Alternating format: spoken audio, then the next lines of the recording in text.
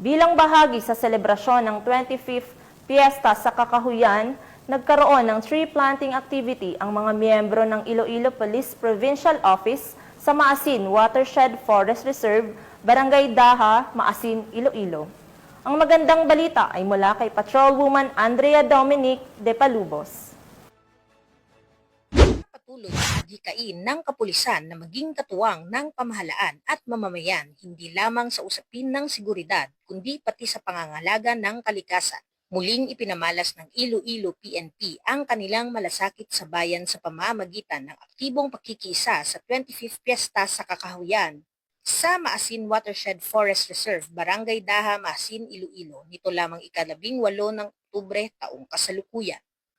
Pinangunahan ni Police Colonel Bayani M. Razalan, Provincial Director ng Iloilo Police Provincial Office, ang delegasyon ng mahigit 150 na pulis mula sa iba't ibang unit kabilang ang Police Regional Office 6, Iloilo Police Provincial Office, Regional Mobile Force Battalion 6, SWAT at mga kalapit na istasyon ng pulisya. Kasabay ng pagbibigay seguridad sa lugar, ang mga pulis ay nakiisa rin sa mismong pagtatanim ng mga punla sa nasabing lugar. Ang aktibidad ay bahagi ng programang Tanom Iloilo Towards a Forest Province na isinusulong ng pamahalaang panlalawigan ng Iloilo sa ilalim ng pamumuno ni Governor Arthur Defensor Jr. sa pamamagitan ng Provincial Environment and Natural Resources Office. Nilahukan ito ng mahigit 1,600 eco-warriors mula sa iba't ibang sektor ng lipunan, mga ahensya ng gobyerno, lokal na pamahalaan, NGOs, media, pribadong sektor at mga uniformed services.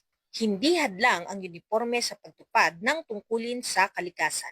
Ang PNP Iloilo ay patuloy na nakikiisa sa mga programang tumutugon sa pangmatagalang kapakanan ng komunidad. Bahagi ito ng suporta ng More Progress Iloilo o Movement for a Robust, Progressive, Globally Competitive, and Resilient Province of Iloilo.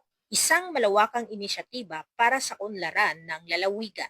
Ang aktibong partisipasyon ng Philippine National Police sa aktibidad ay ang patunay ng bagong PNP para sa bagong Pilipinas serbisyong mabilis, tapat at nararamdaman. Hindi lamang nakikita sa mga checkpoint o presinto, kundi sa mga kabundukan, kagubatan at sa mga programang nagpapalalim ng malasakit at pagkakaisa. Sa bawat hakbang ng pagtatanim, kasama ang kapulisan sa paghubog ng isang mas luntian, mas ligtas at mas matatag na kinabukasan para sa lahat. Mula dito sa Police Regional Office 6, ako ang inyong Police News Network Correspondent, Patrolwoman Andrea Dominic de Palobos, alagad ng batas, tagataguyod ng balitang pulis.